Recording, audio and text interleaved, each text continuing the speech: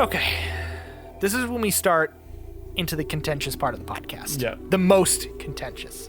Because I feel like this is going to be the part of the podcast, not the upcoming movie, but the one after, or the ones, plural, because of course we're also including the spin-offs as well, where I feel like our opinions are going to differ the most, which I like. I'm glad that we don't have the exact same opinion. Yeah, we've mostly agreeing this whole time. So let's talk about Force Awakens. All right.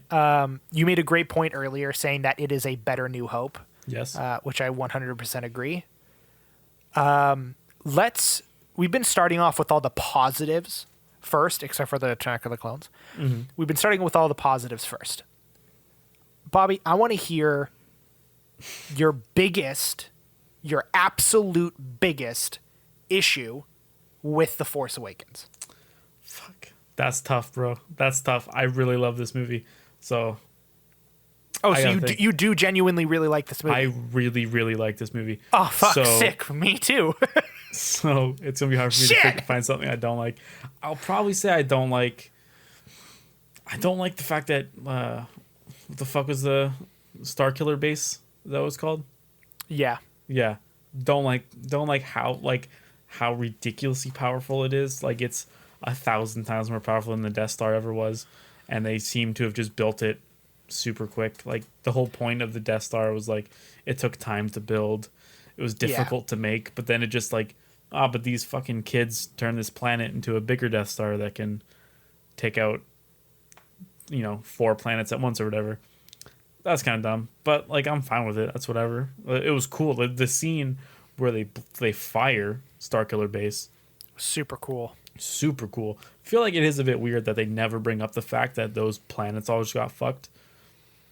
Yeah. They kind of just brushed past that. But like, I'm probably going to get more into that type of shit when we start talking about The Last Jedi. So my biggest issue with The Force Awakens is actually an issue that I have with comic book movies lately. I feel like there's too many antagonists for The Force Awakens. And the only reason why I have an issue with it is that because there's too many antagonists, I don't care about a lot of them. I care about Kylo Ren because Kylo Ren's awesome. I want to care about, General Hux. Yeah, General Hux. I want to care about General Hux, mostly based on the fact that I'm a huge fan of Donald Gleason, the guy who plays him. He's awesome. But I want to care about him because I can tell he is supposed to be our I wouldn't say replacement, but like our mirror for Grand Moff Tarkin. Mm-hmm. And I want to like Captain Phasma because Captain Phasma, she's got a cool look. I'm a ginormous fan of Gwendolyn Christie as well, and I feel like that character had so much potential. But I feel like it's wasted. Boba Fetted the fuck out of her. Like, she is the new Boba Fett. She was completely underused. Yeah, super cool character. Could have been given an amazing backstory as well. I could not care less, and I would have preferred it if it was a situation where like the helmet never came off. I would totally be down for that. Yeah. Just this thing where it's like, but totally underutilized. And like, it's a movie where they're trying to build up, not so much Snoke really. They don't kind of use Snoke a lot. Yeah, but Snoke they're trying to build up really kind of barely in this movie. Yeah, like they're trying to build up Kylo Ren as like this great villain, and they do have a great villain on their hands. They have a phenomenal one, But also because they have these other antagonists, it kind of takes away from Kylo. Like, I understand having named characters at the helm for the roles that those characters have. Having a character like General Hux and having a character like Captain Phasma. But the problem is that they're trying to make them seem more important than they actually use them. Yeah. And that's my biggest problem. Like, I understand Snoke being this, ominous overseeing character, because that's our mirror for the Emperor. Like, it makes sense. Mm-hmm. But Snoke doesn't take away time from Kylo, because when Snoke is on screen, Kylo is there. So it's fun. And to me, in The Force Awakens, it felt like Snoke was pretty much exclusively used to up.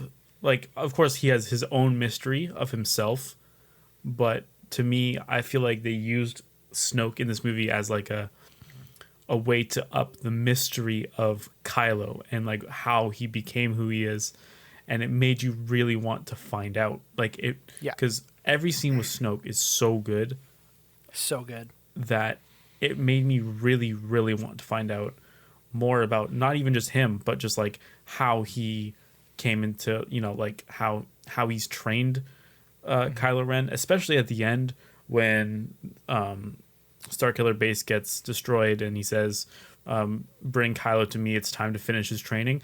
That, to me, that was the biggest hook for the next one, in my opinion. Same. Like, I really, really loved everything to do with Snoke.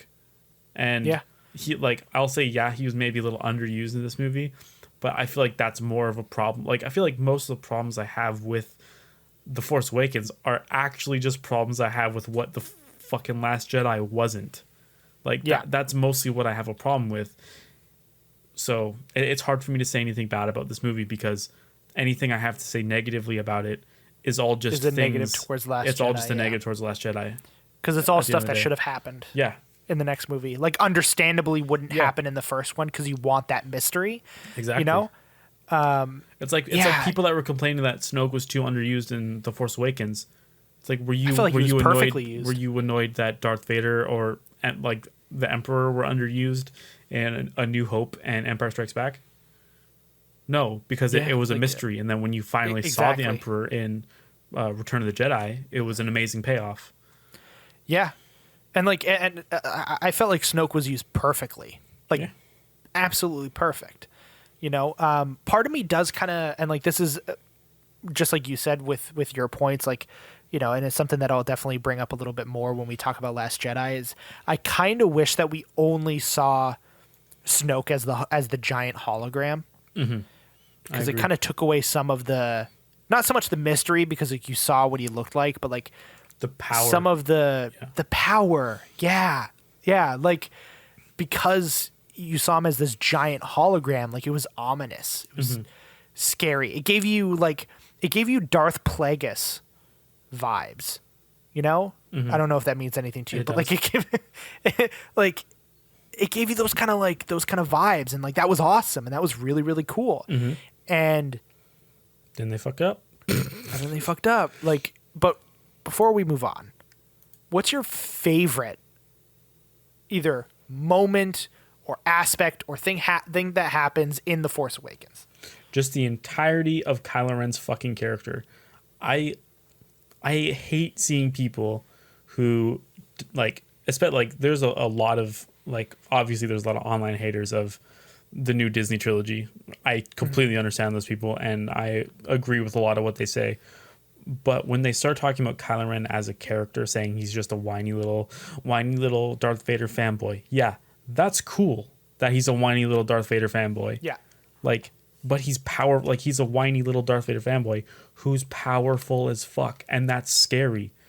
I love the fact that it's like the sort of the opposite of what most Jedi go through, where they get the pull to the dark side, but he's getting pulled to the light side.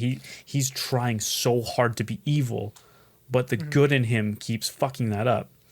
And I absolutely love that. And this movie, I think it's great, nails his character perfectly. I felt super like when he first showed up and he's wearing the mask and his fucking voice is all muffled, and he does that thing where he stops the fucking laser bolt midair. Oh, that was so cool. I was so intimidated by this guy. And his lightsaber with the fucking, it's like all crackling and like it's not smooth at all. It's like all fucking broken, and his character design is fucking insanely good. His character design on its own tells a great story. Yeah, it's fantastic. And it tells you all you need to know about his relationship with Snoke. like just by looking at his character, looking at his helmet, looking at his lightsaber, looking how he fights, looking at how he uses the Force, tells you the story that Snoke is using him. He doesn't give a shit about Kylo. And he doesn't give a shit about Kylo at all. Like Kylo Ren is a very insecure person. He has like very deep-seated personal issues of like his identity and who he is and who he wants to be, and it's so refreshing to have a bad guy that's like that. Yeah, and like the biggest tell for me, and probably one of the biggest, like one of the things early on that really got me hooked about Kylo Ren's character, and it was something that actually I realized before watching the movie, was when I saw a close-up photo of his lightsaber, and it wasn't based on the fact that I think his lightsaber design is fucking badass. It was the fact by looking at it, like I mentioned before, like I look at the lightsaber and it tells me all I need to know. Yeah, you don't need to have it explained. I see his lightsaber and I immediately think, even though this guy has a master who is quote unquote training him, this clearly shows that he's not training him for his own good. And that he was not taught how to make this. He made this himself. Yeah, and he made it prior out of anger, and like he wasn't focused on making it the best lightsaber. Like he wasn't trying to be like, you know, a perfectionist about it. He just wanted to make to me it just seems like he wanted to make a lightsaber because Darth Vader had a lightsaber. And he didn't give a shit what it looked like. He didn't care how stable it was. He didn't care about any of that stuff. He just wanted a red lightsaber like Darth Vader had. And it's fucking awesome. So the first time I saw that lightsaber, I was like, that's all. I don't need to know the backstory of that lightsaber. I know everything about that lightsaber already just by looking at it for a second. 100%. And it's fucking cool. It's cool. It's super cool. I remember when the trailer came out and everyone was like, it's so fucking stupid. Like, why'd you even need a crossguard lightsaber? And I immediately was like, it's probably because like the thing's broken and like it's actually just vents to let the excess energy out because it's a fucking broken lightsaber. Yeah, when he fucking stabs Finn with it. It's fucking sick. Badass. It's badass. Like, oh man. All right. So dude, The Force Awakens is so good. It is. It's really good. It's so good. Like my favorite thing in The Force Awakens is probably, oh man, that one's hard because like I really like it. It's funny too because I'm looking over to my side and I totally forgot that I have a Last Jedi like IMAX poster on my wall, but I don't have a Force Awakens one. It would probably have to be the part where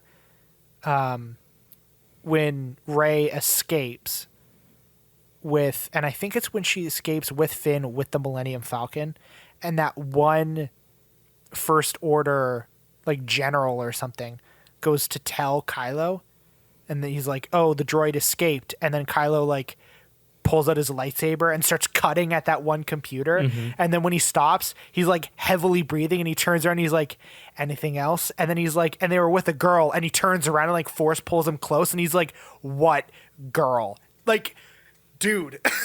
Yeah. So many questions in my head, and I just can't wait to find out more.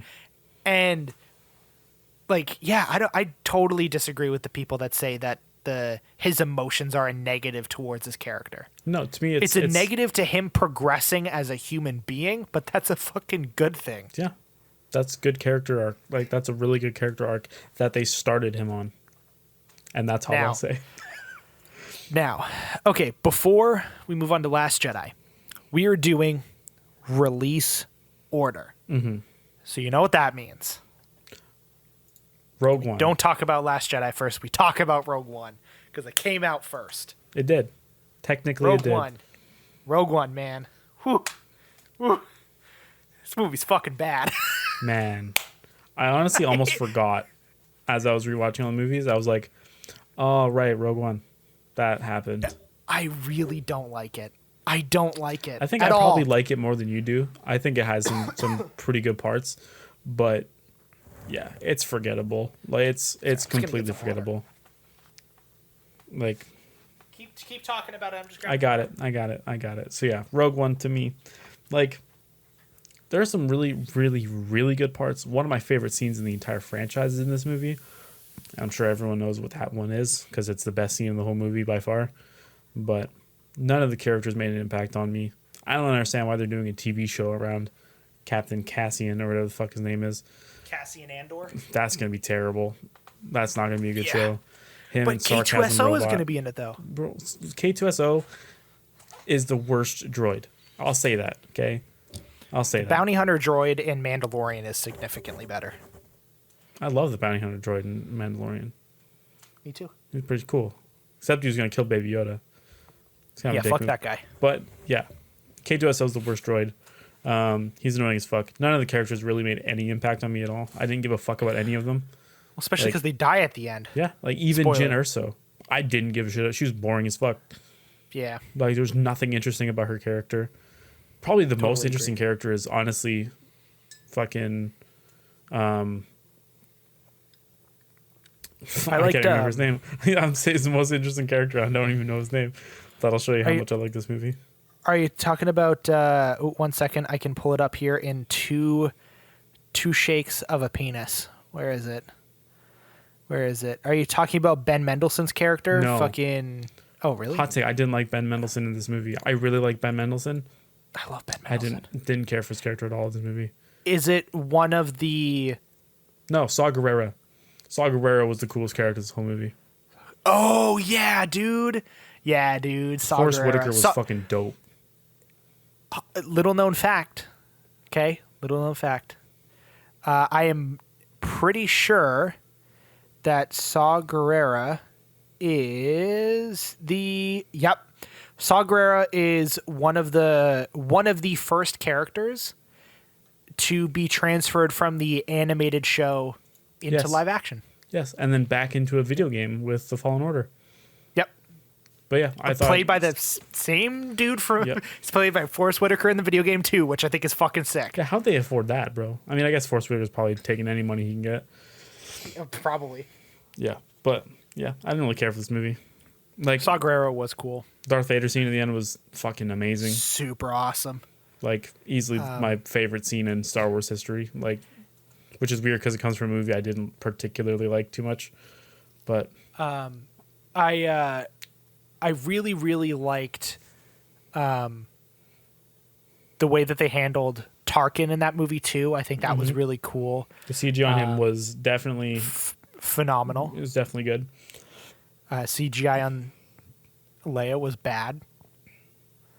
But now, I've watched some videos of people who actually work in the special effects and CGI industry that explain what they believe is the reason why they look so different in quality. And that is because of shadows. Tarkin is in dark the entire movie. Mm-hmm. He is never in a brightly lit room. So shadows are able to hide the imperfections in the human face, which is the reason why you don't run into that uncanny valley when it comes to Tarkin in that movie. But then when it comes to Leia, she's in a bright white room wearing white that's fully lit. And it looks terrible. And it looks horrible. But that's also something that they can't really get around. Actually, they can. Don't fucking do it. But I'm just so weirded out with Hollywood's current obsession of recreating dead actors. It's really strange, yeah. Did you hear about that movie that's recreating James Dean? Yeah, when I first heard that James Dean was cast in a movie, I went, the male porn star is going to be in an actual movie? That's really cool. I'm happy for him. Good for him. And then they went, no, other one. I'm like, oh, you mean the guy that died 70 years ago?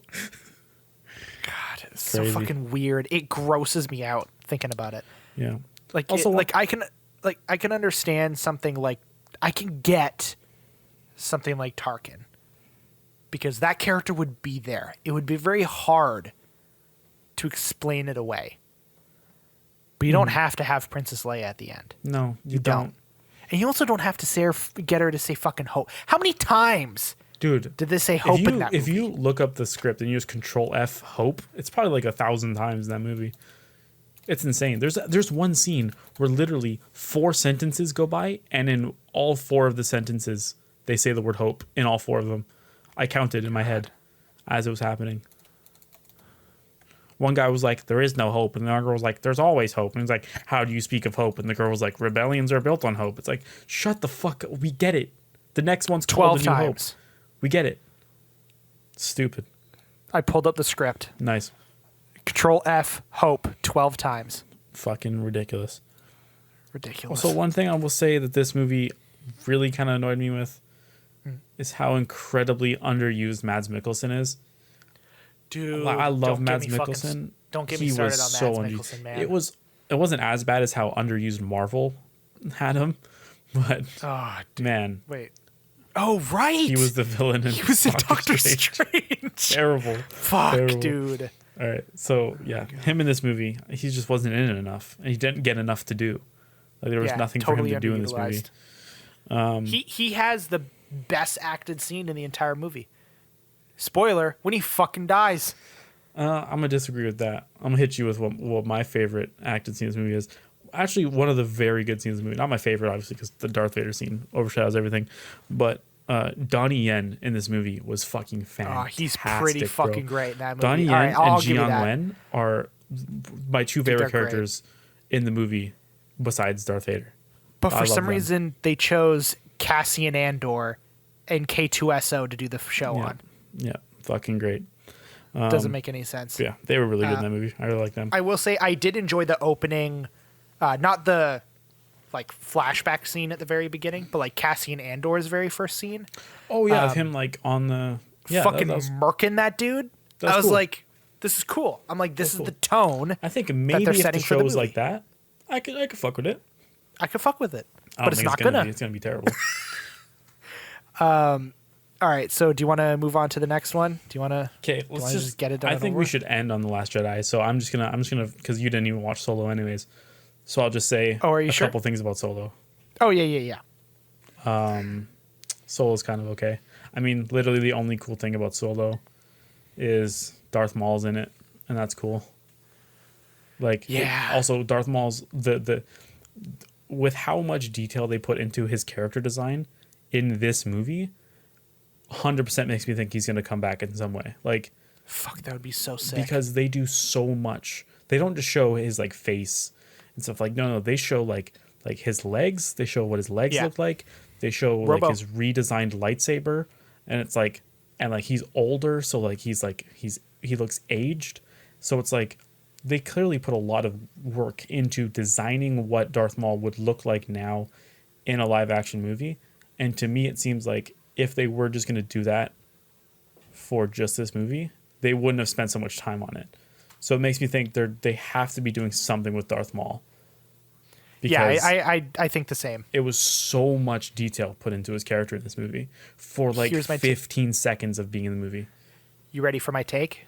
Give it to me. Ready for it? Actually, no, I'm going to wait because when we're done Last Jedi, I'm assuming that because like we also have, I'm going to basically do the same thing that you just did for Solo for the Clone Wars, the animated series.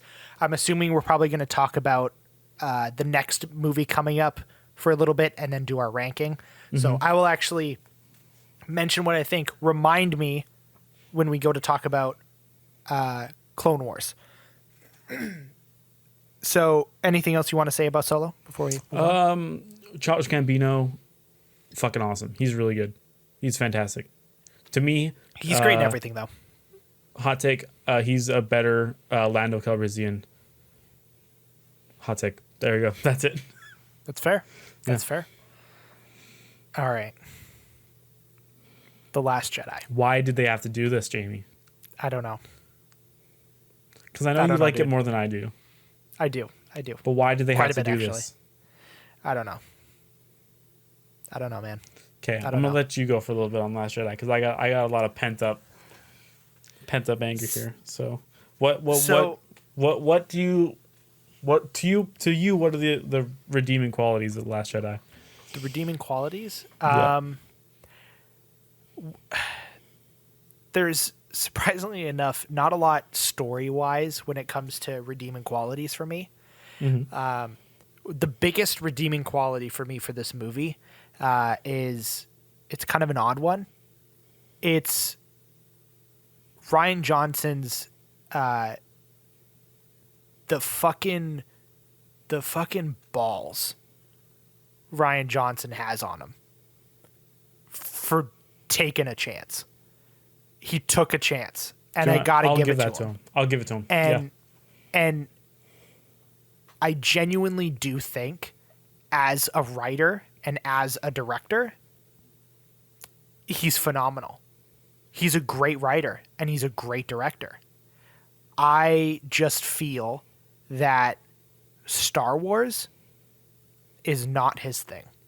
I genuinely think that, as a writer and as a director, because I know that he said multiple times that he's a huge fan, and not like, I'd say 7 out of 10 times when you get a fan to write or direct or be in a franchise or intellectual property that they're a fan of, it works. And sometimes it does better, but sometimes it doesn't work. And sadly, this was one of those times. It just didn't work. Mm-hmm. And the biggest, like I said, the biggest redeeming quality was Ryan Johnson had the balls to take a chance. He tried something new.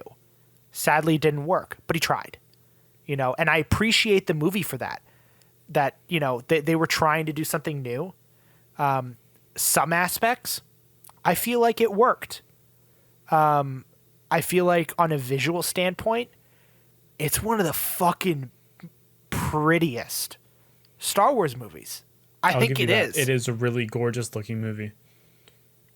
But on the other hand, they ruined one of my favorite new characters. They ruined Poe for me. To me, they ruined every character. Every single character is ruined by this movie. That's fair. I do feel like the one character they really did dirty was Snoke. I feel like Snoke, they really fucked that character. Here's what just happened to me, Jamie, all right? You were saying that sentence, and as you were like building up to it to say who you were talking about, in my head, like a bunch of different characters are rolling around my head, like who's gonna say? Then you said Snoke, and I literally like my heart just melted, because I was like, oh, I forgot about how much they ruined Snoke, and I just watched it, and they fucked him. Snoke. They ruined Snoke. They ruined all mystery, all intrigue in that character. And like I did not care where Snoke came from. I couldn't fucking care less. I couldn't. I honestly probably would have liked it more if his backstory if he was still alive, and his backstory to for the most part. Of course, you have to give a little bit. But I would have been okay with very little backstory for that character. Yeah. I just wanted him to be there. I just wanted Andy Serkis. Did you fucking remember that Andy Serkis played that character to fucking perfection? He's fantastic in that movie. And they threw it away. They threw Snoke away. They threw General Hux away. They threw Captain Phasma away. Yep, like literally threw her away. Like, they made Finn go from a character that wasn't my favorite, but I really actually enjoyed in Force Awakens. He had so much potential to be a great character. Couldn't fucking care less now. Nah, he was fucking useless in this whole movie. He didn't do a fucking thing. Rose could have been a great addition. Yeah, she was useless. Same with Finn. She was useless. Her and Finn are just nothing in this movie. Yeah. It's like they were put in the movie. Like, it's like Ryan Johnson forgot about them. And then as they were like wrapping up filming, they went, "Hey, what's Finn doing in this movie?" He went, "Who?" And then they just had to write some fucking thing. There is one scene, like an actual full scene, that I really enjoy. And it's the only moment in the movie that I didn't feel like they did a character dirty and that they actually progressed it. And that was after the fight scene in the throne room. The scene that they have between Rey and Kylo Ren when Kylo is trying to pull her over to his side. I fucking love that scene. That scene's I will say great. That is Adam Driver, my favorite scene in that movie. Dude, Adam Driver, dude. He's a good actor. Holy shit. Solid he's fucking so actor. Fucking good. And like that scene where he's like looking at her, he's like, let go. Yeah. He's like, just let go and join me. And it was you like can feel he's like super angry at her because he's like dude, he can see there's like so much potential in her, but like she just won't fucking get over the past. And it's like you can feel that frustration in him. It's so fucking good. And it has my favorite line, let the past die. Yeah. It's a fucking great line. And I feel like if the movie was better, that would have been a great representation for what that movie should have done. Mm-hmm. That movie should have done to the new trilogy what Empire did to the prequels. Yeah. Empire made Star Wars, like, because I've told you this before. In my mind, I separate movies and films.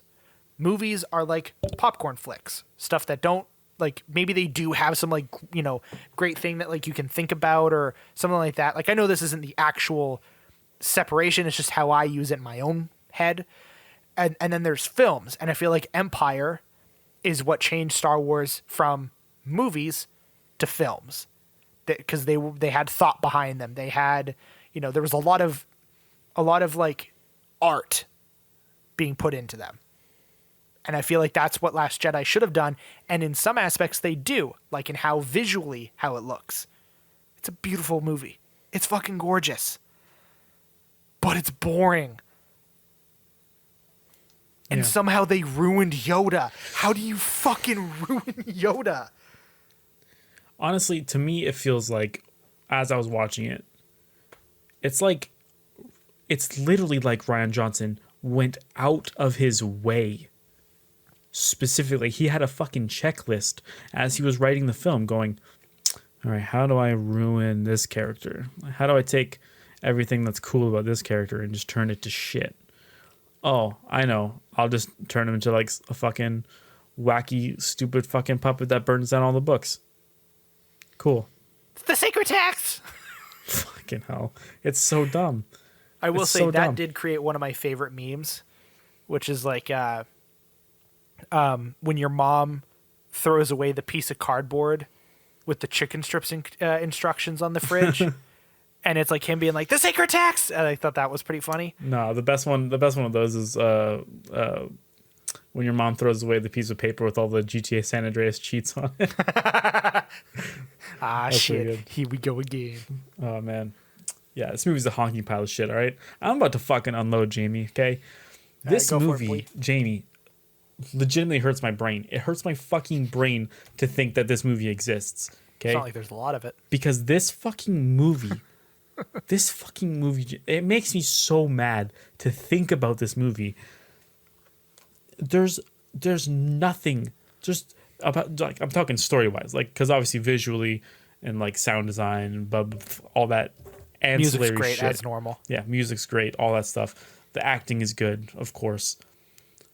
The script here, the story, it makes no sense to me that when they approached, like when they purchased Lucasfilm and the intellectual property rights to Star Wars, when Disney purchased that, and then they said, we're going to get J.J. Abrams to co-write and direct the first one, and we're going to get Rian Johnson to write and direct the second one, and we're going to get Colin Trevorrow to write and direct the third one.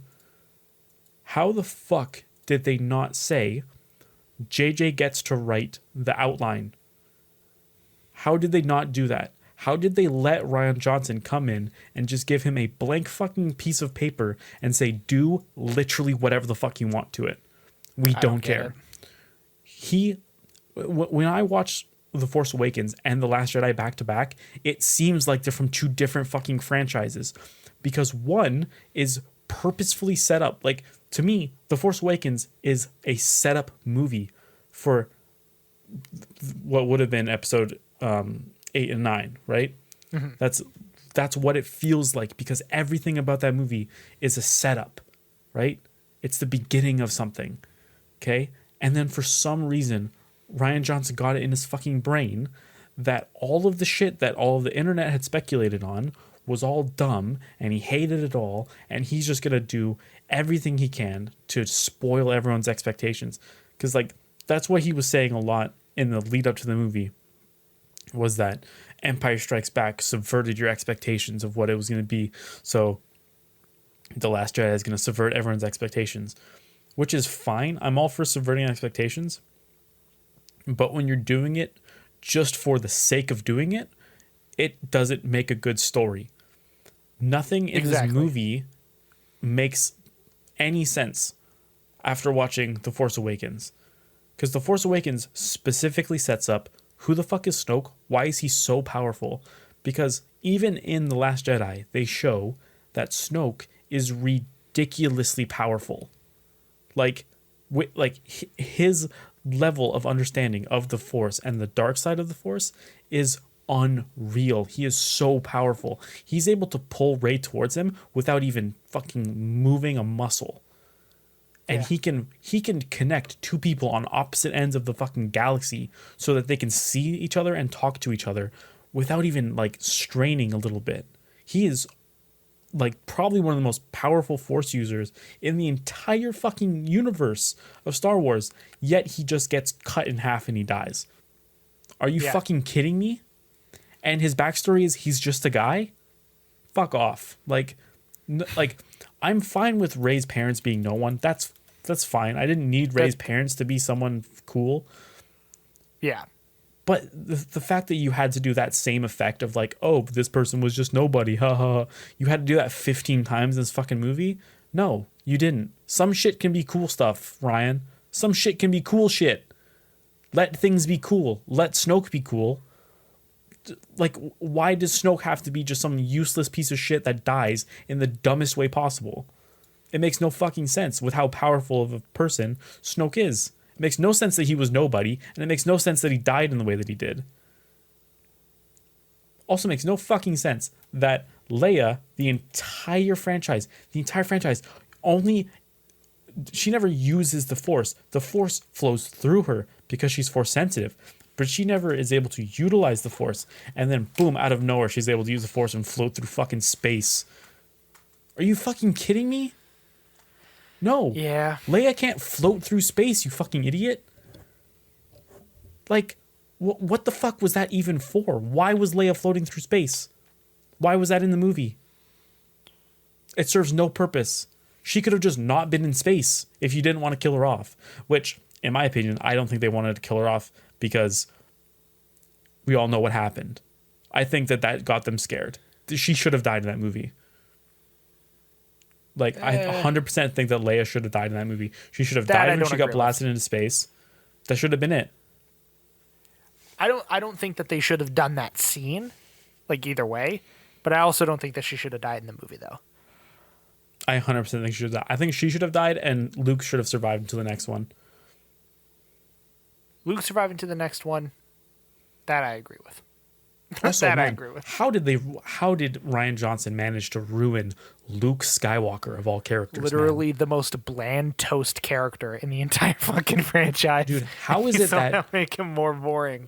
Literally the biggest part of Luke's character, like the quintessential Luke moment, is when he's able to convince his father, who's killed billions of people, that there's still good in him, and that he can see that there's still the good in you, and I believe in you, and you can be a good guy, and you don't have to do all this bad stuff. And then fucking Anakin realizes, oh yeah, I can be a good guy still. Thanks, son. And then he takes his mask off, and then they make out. Like, that's the quintessential Luke moment. That's what everyone thinks of when they think of Luke Skywalker. They think of that moment. But yeah, I like looked in this kid's memories and I saw like some bad shit. So I'm gonna fucking murder this teenager because he's useless. Yeah, Fuck that off. was fucking weird. It's so dumb, especially when one of the prime elements of Kylo Ren as a character is that he is so ridiculously pulled to the light side. He has so much light in him that he's trying to reject. You'd think that Luke would fucking realize that and be like, yeah, this kid can actually probably be, we could probably turn this kid to the fucking light side because I can sense that the light side is pulling him towards it so strongly that he's having to force himself to be evil because he knows he's not evil to his core. How the fuck did Rian Johnson not understand that? Like, it's like he didn't watch the movie first.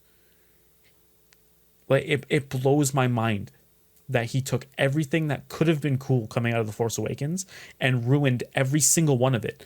Every question that I had coming out of The Force Awakens wasn't answered in a cool way at all in The Last Jedi. None of them. You know what feeling it gave me?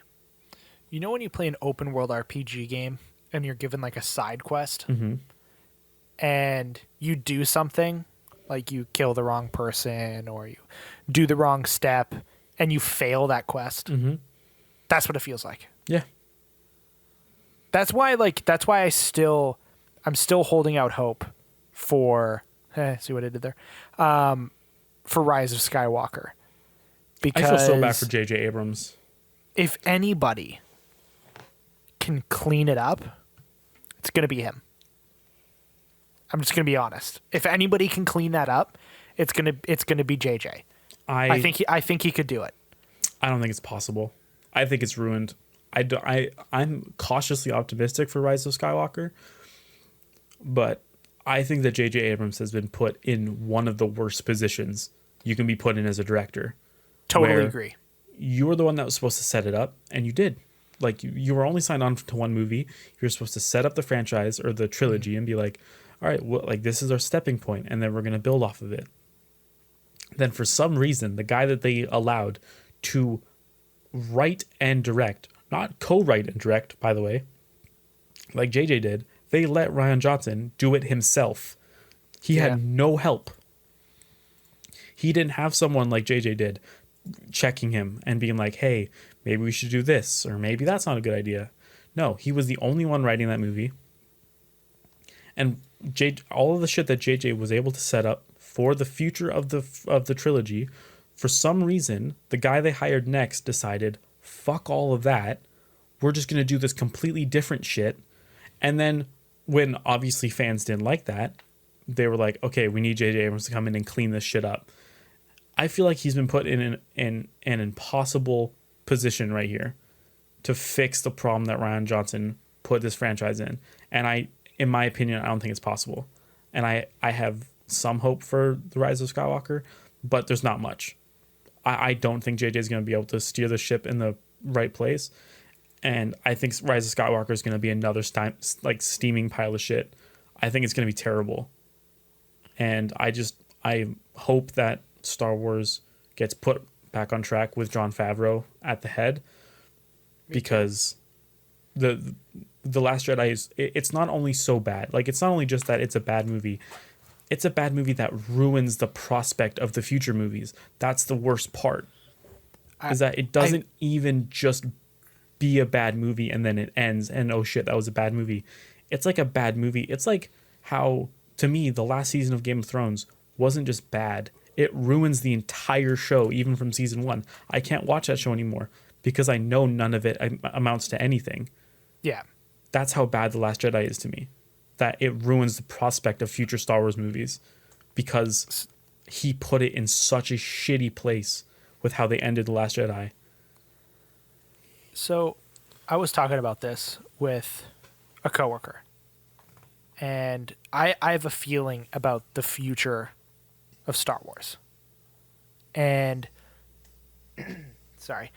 And my feeling is that, at least for the time being, not for the entire future of the franchise, I feel like for the time being, they should stick to longer form content. Not in a sense of like movie franchises or movies, but stuff like The Mandalorian, Clone Wars, the Obi-Wan, spin-off series, stuff like that. I feel like giving great creators stuff that will both improve the Star Wars franchise and universe while also, being able to like just make good stories, I think is the best thing that they can do at this time after Rise of Skywalker. I don't think the next major Star Wars feature, I don't think it should come out at least for another 5 years minimum. Because we need a reset. Mm-hmm. It's a little different with like the Marvel movies where at least it ended, there was some bumps in the road here or there, but I wouldn't say so much that there were any movies, except for maybe one or two, that were absolutely god-awful. But there was none that ruined the Marvel franchise, and it still ended on a really good point. So like they can still continue to go on and do movies without any issue, but even they're clearly taking a break. But I just think Star Wars needs it. Star Wars needs a long break. Yeah, and you can still do stuff like The Mandalorian and Obi-Wan. Just like, okay, so not the the episode that came out for The Mandalorian that was before the episode directed by Bryce Dallas Howard. I think it was the one that they were in like the village. No, the village one was Bryce Dallas Howard. Okay, sorry. Then the one before that. Yeah, where like he was like raiding the compound to steal Baby Yoda. That one. Mm-hmm. That one is directed by the woman who is helming the Obi-Wan show. Beautiful. And I think that is a great way to do it. That's my favorite episode of the show. So it was a fucking great episode. Mm-hmm. And she's a great director. So having her helm the show, I think is a great idea. And I think they should continue to do it that way. I think, because with TV shows, there's less risk from the company, but you can have 8 to 9 episodes where you have at least 6 or 7 different directors and a bunch of writers come in, and then they can be like, oh, I really liked this person, and I really liked that person, and then spread them out. Mm-hmm. And then rinse, repeat. And you're also not flooding the movie screens with overhyped movies like The Last Jedi. Because I feel like Solo really proved the fact that people got burnt out on Star Wars really quick. Totally. Disney was too rapid fire with it. Also doesn't help that they got rid of great writer-directors for it, but that's a whole different conversation. Yeah. Also, so I pulled up Rian Johnson's Wikipedia page. Mm-hmm. There is something that good old Jamie is just learning now. Did Rian Johnson direct one of the best episodes of Breaking Bad? He did. He directed 2 of my favorite episodes. Mm-hmm. Ozymandias. I'm fully on board. Yep. And he directed Fly? Yep. Perfect. Are you fucking I love kidding Fly, me? and Ozymandias is the best episode of television in history, hands down. So, I mean, and Looper, I really like Looper. So when I heard that Rian Johnson Brick is really good too. Just I watched Brick. But when I heard that he was picked, I was like, that'll be really good because I really like Looper. Really good on Breaking Bad. I personally, I don't know how it's like, because he was given another trilogy of Star Wars movies. Is he still doing those? I'm pretty sure he's not. I'm not 100% on that, but I'm pretty sure I heard that that's no longer being made. You know what I did hear is really good, though? What's that? His new movie. Oh, Knives Out? I heard it's fucking phenomenal. Which makes sense. It's like let him do that stuff. That's fine. Let him, yeah. But what I think that The Last Jedi kind of proves to me is that with a huge franchise like this, you can't have that one guy doing it. You can't have a solo person doing the writing and the directing. You need at least a team of people. Like, obviously, directing, you don't want more than one person, unless you're like Phil Lord and Chris Miller or the Duffer Brothers. But like, what you like for writing, you need a team. You need multiple people on to write a movie. You can't have one dude doing it if it's a part of a big franchise like this. And that is one of the reasons why I am holding out hope for Rise of Skywalker. It's because it has multiple writers. Because like I totally agree that if he does, like, because I'm not 100% sure if they have, because I know they canceled the David Benioff and D.B. Weiss's trilogy. I know they canceled that, but I haven't heard anything about them canceling Rian Johnson's. But if they do still do it, I am 100% down for him still directing. He's a great director. Like, he is. But I 100% agree that if he is going to be part of the writing process, there's got to be more than him. Yeah. At minimum, one other writer. Also, I know they're doing this because, of course, Rise of Skywalker is the last of the Skywalker saga. But keep anything he does far away from that level of canon. Just have him do his own thing.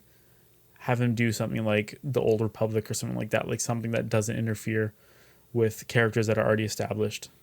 Yeah, totally agree. Which is fine. I would actually love to see him do an Old Republic or like a Mandalorian, like not like the Mandalorian, but like a movie about the Mandalorians. You know, like the origins of the like that would be cool. I think he would I think he'd be really good for a Mandalorian war movie, because that was a war that took place in the Star Wars universe. Yeah. It was between the Mandalorians and the Jedi, and I think that would be a great idea. It's far away enough from the main series where you don't have to worry about any of that interaction, but it's still an important... He could do his weird shit too. He could do his weird stuff. Totally. He could do his own thing. He can make his own characters if he wants to. Like, he can do all that kind of stuff. He could have free reign to do everything. The only thing he would be stuck to is as long as who wins the war stays the same. That's all he has to keep. Could you imagine if he did that? He just came out and switched it on everyone. Oh my God. All right. Hit me with some Clone Wars stuff, because I think I'm going to get into the show. Dude. And I sent you the photos of the arc list that I would recommend you following, because I've been having a fucking great time watching Clone Wars using that arc list. It's dude, like, it's fucking great. Like, it's a great show. You know, the arcs are really, really good because, you know, there's character development, there's heart, there's, you know, the fight scenes are really good. And, you know, all the actors that play the characters are firing on all cylinders. Like, they're doing such a great job. And they expand upon aspects of the character that they never touch in the movies. Like, there is a storyline, and there's a reason why the movies are starting to take from the animated shows. It's because they're fucking great. Like, so there is something that the animated show takes from that actually comes from the comic books, where there was a mini series of comic books that shows Obi-Wan and Anakin in between the end of Phantom Menace and the beginning of Attack of the Clones. And it shows a chunk of that time of them training. And there is a part of that story where they have to go protect a Mandalorian, like, government official, basically. And Obi-Wan and her kind of start a friendly relationship. And one of the big aspects of the Jedi Order is that you cannot have any attachments. That's including a significant other, kids, stuff like that. And one of the big things for that was that Obi-Wan was starting to fall for this woman. And eventually they part ways. And that story is picked up again in the animated series. There is an entire arc where Obi-Wan has to go to Mandalore because there's this new delegate that is running Mandalore who wants to treat Mandalore as a pacifist state. And the new delegate just so happens to be that same woman. And they show her as like this really badass character. And one of the coolest parts about this story is there is a moment where she is being held hostage. And Obi-Wan and her think that she's about to get killed.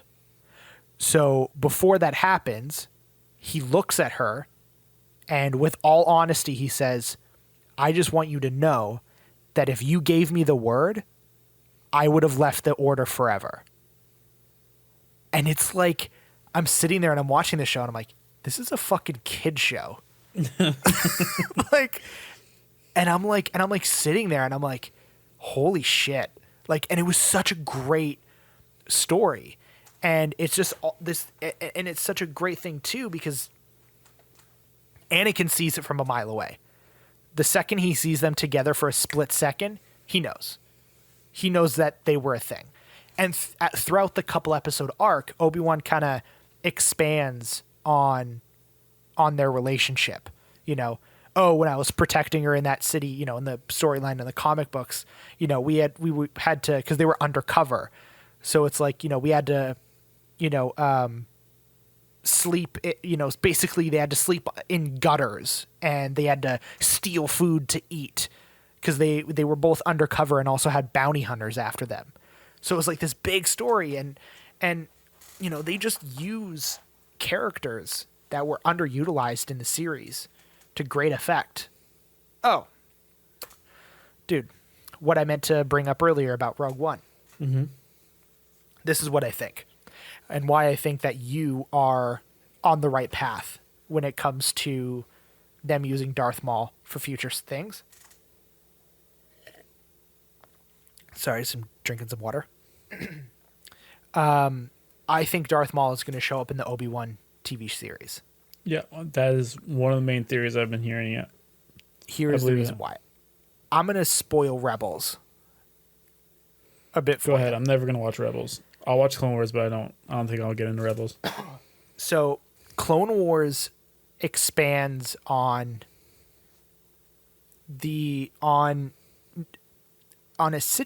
basically when Obi-Wan, what he thought killed, quote unquote, Darth Maul at the end of Phantom Menace. In the movies, that's a throwaway section. It's not big in the overarching story. Mm-hmm. But in the animated series, they explain it away where Darth Maul caught onto like I don't know if it was like a garbage chute or something like that in that hole, and he survived, got robo legs, blah, blah, blah, all that kind of stuff. And he starts affecting Obi-Wan's life. And basically they take that one moment from the movie, sorry, and they create one of the best rivalries in the entire show. They basically expand upon it and create Darth Maul as Obi-Wan's number one enemy. Mm-hmm. Because Darth Maul feels like he humiliated him.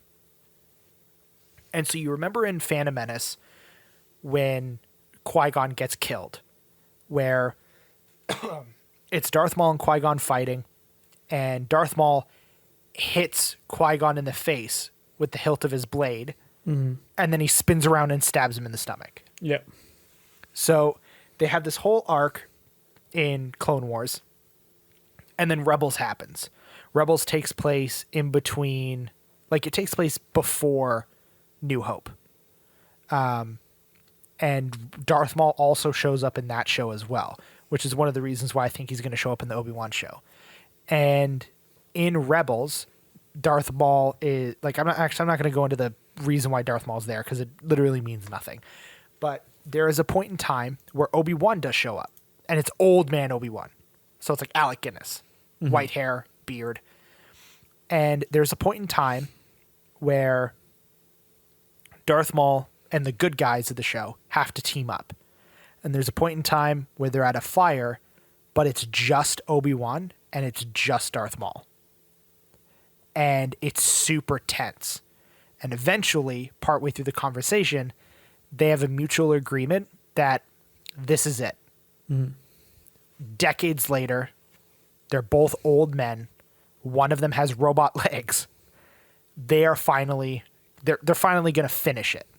Something that they've both been wanting for a very long time. No joke. Dead ass. The fight lasts 35 seconds.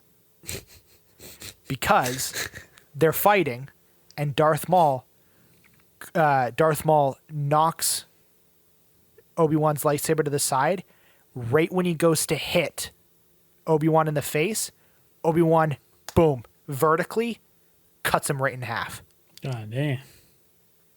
And Dave Filoni was talking about it, and he was like, the reason why they did that fight so short and have it end that way is that in their mindset, Darth Maul hasn't changed. He hasn't changed the way he's fought, the way he's learned and taken in information.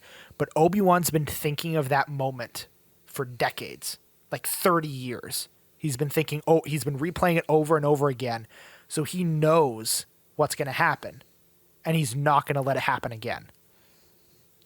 Like 35 seconds, dude. It's sick. I would recommend just watching it on YouTube because it's fucking great. But it's like it's so weird to have a scene like, and literally like he goes down to his knees, like, because when Darth Maul falls, he goes down to his knees and he holds Darth Maul as he dies in his arms, his greatest enemy. And it just made me love Obi-Wan Kenobi even more, dude. It's fucking sick. Those animated shows are dope. They're fucking rad. They're so good. I'm very excited for the Obi-Wan show. I think it's going to be really good. It's going to be so good. I'm just excited for more Star Wars series. Me too. Like I said, I think series is where it's at for them. Yeah. I think that should be their focus for the next, like you said, 5 years.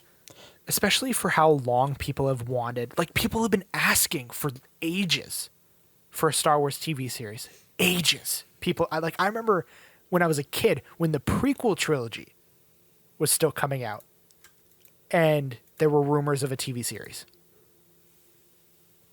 And it's just happening now. And the TV series is fucking rad. Yeah. Dude, it's so good. They knocked it out of the park with the first one. No, it's so good. And I'm really excited to see my boy Bill Burr show up. Like, The Mandalorian has, because obviously with The Last Jedi, really split the fan base. Like, really, really made the fan base a toxic place to be 100%. Around. Right? Like, if you like The Last Jedi, if you don't like The Last Jedi, either way, it's super toxic, no matter where you fall on it. Totally. But The Mandalorian has like united it again. Like, it's like everyone agrees. And it seems like it's bringing in people that hadn't really cared for it before. Crazy mainstream popularity just because of the memes. Like the memes, I think the memes are propelling The Mandalorian to like Baby Yoda mainstream pop culture status. Baby Yoda just standing there drinking his soup. Or Yo-Yo, which is my favorite name that I've heard online. Yeah, it's fucking great, man. And like, it's funny too, because I was listening to this podcast where one of the two hosts used to be a critic for movies.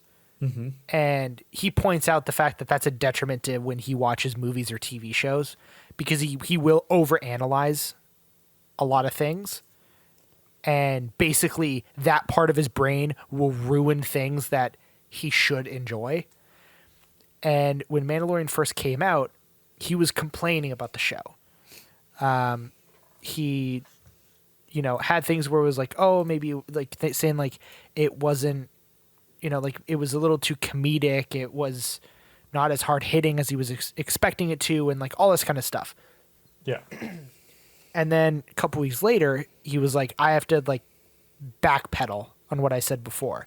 And he starts talking about the fact that he was going into the show forgetting about the fact that Star Wars is supposed to also be applicable for kids. Mm-hmm. Kids should be able to watch it. Kids won't be able to watch that if there's blood, guts, swearing, and nudity. Mm-hmm. And he said once he finally realized that, and that this show is supposed to be applicable for kids, he went back and watched the episodes, and now he's fucking loving it. He's loving every episode. And he thinks it's a blast. So, like, that was some, like, yeah, fuck it, I'll say it anyways. Hot take. I wasn't the hugest fan of the last episode that just came out. Yeah. No, I didn't really feel it too much. The only reason why is that they need to take the show and move the fuck on, please. Move the story along. Yeah. 2 episodes in a row seem really just fillery. Like, I was fine with the episode in the village being kind of like a filler episode. It's a good episode, and it didn't mean much to the story. And I was fine with that, whatever. Yeah. But then having a second episode in a row that's kind of like that, it's like, you can't do that. Like, the next episode better fucking move shit along. Like, it better be a fucking banger of an episode. I think it's going to introduce the big bad because of the ending that happened on last week's episode. Yeah. I think because of that, this upcoming one is going to introduce the big bad, which is going to be great because I'm still stuck on the fact that it's going to be Giancarlo Esposito's character, and that's Boba fucking Fett. 100% dope. Boba Fett. I'm on board. It's not Boba Fett. Boba You're an Fett. idiot. It wouldn't make any sense. Why wouldn't it make sense that it's Boba Fett? Because that's stupid. No, it's not. It's cool. Wait, It's so are old you Boba saying Fett. that, just to make sure that I'm fully on board of what you're saying, Yeah. so are you saying that the character that walked up to the body is separate from Giancarlo's character, or are you saying that they are still the same character? I'm saying but Giancarlo's character is Boba Fett. You're an idiot. No, he's Boba Fett. 100%. Okay, so If this comes true, you owe me $1,000. I'm not agreeing to anything. I'm going to edit that so it sounds like you said yes. You're not editing shit. That's right. I don't edit shit. Hey. Yeah, like, fuck you. Okay, let's move on a little bit because we're going. Even though this is going to be, even though this is going to be split up into 2 episodes, these are going to be 2 long ass fucking episodes. Yep. So I'm gonna future me when I'm editing this, like literally later, like when we're done or tomorrow. I'm gonna hate myself. Oh man, it's gonna be terrible. But how about let's leave the talk about Rise of Skywalker for when it comes out and when we eventually do the episode, like reviewing and talking about it. Mm-hmm. And let's just wrap it up with our list. Okay. With our list. Our list. So, I only have 9 movies on mine because I don't have Solo on it. So, do you want to go like one at a time where like you go through your list and then I go through my list, or do you want to like go back and forth on it? Let's do one. Let's like take turns. So you go then. Like you do your list, I'll do my list. Okay. Are we going to go from least favorite to favorite, or favorite to least favorite? Favorite to least favorite. Okay. All right, sweet. Because if we're going it that way, then all my hot takes are at the end. So, my favorite, surprise, surprise, Empire Strikes Back. It's the best one. Gotcha. Second place is Return to the Jedi. Mm-hmm. Then Revenge of the Sith. Ooh. Okay. All right. Bear with me. All right. Bear with me. No.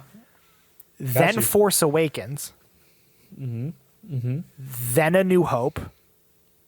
Yeah. This is when I lose you. Then The Last Jedi. All right. Then Rogue One. Phantom Menace. Attack of the Clones. Boom. All right. See, our list, I don't think there's a single one that's like the same on our list, but they're not too far off, except for The Last Jedi, obviously. All right, so here, number 1, my favorite, Return of the Jedi. I've said this 1,000 times. No surprise.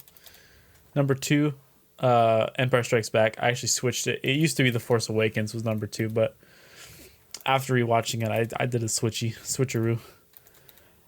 Number 3, The Force Awakens. The number 4, Revenge of the Sith. Fuck yeah. 5, A New Hope. 6, Solo. Okay. 7, Rogue One. Then Phantom Menace, The Last Jedi, and Attack of the Clones. Man, the bottom half of that list are all movies I don't like.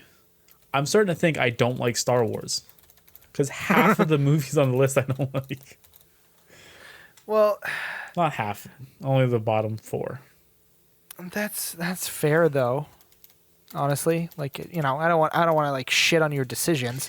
Yeah, Star Wars has some high highs and some low lows. Or sorry, we got 3 movies that were in the same spot. Technically, even though yours is Solo one fucking it up. Yeah. Yeah. So technically, we have. So Attack of the Clones was at the bottom for you, right? Yep. And then where was Phantom Menace? Was 3rd from the bottom. Oh, okay, yeah. So that's where the difference is. So New Hope we're at the same as well. Yeah. Okay. New Hope, Attack of the Clones, and then technically because of how my list works and your list works, technically Rogue One is at the same as well. But you also have one more space than mine. But Dead Set, Attack, and New Hope were the same on, which is fair because Attack of the Clones sucks. I mean, yeah. Come on. It's so bad. You can hate The Last Jedi as much as you want. It's definitely better than Attack of the Clones. By a lot, too. Yeah. Which is a lot to say. Yeah. At least The Last Jedi, I can watch it and, like, somewhat enjoy it because I hate it so much. I can't even enjoy watching Attack of the Clones. That's honestly, fair, when I was watching it for this podcast, I was grinding gold camos on Modern Warfare the whole time. I was barely paying attention to the fucking movie. That's fucking funny. All right. Well, I guess since we're 2 hours and 20 minutes into it. 2 hours and 20 minutes. For people listening, you may have listened into it in 2 parts, but we just recorded it all in one. Let's real quick before we sign off. This will be super quick. I'm going to just quickly mention about basically, for people listening, how this podcast is going to work. Originally, we used to basically just come onto the podcast and talk about anything. Nah, fuck that. So now what we're going to do is we're going to have a topic every single episode. It's going to seem like we're a Star Wars podcast off the get-go because the first 2 episodes and then like the 3rd or 4th, whichever one on how it works, is going to also be all Star Wars.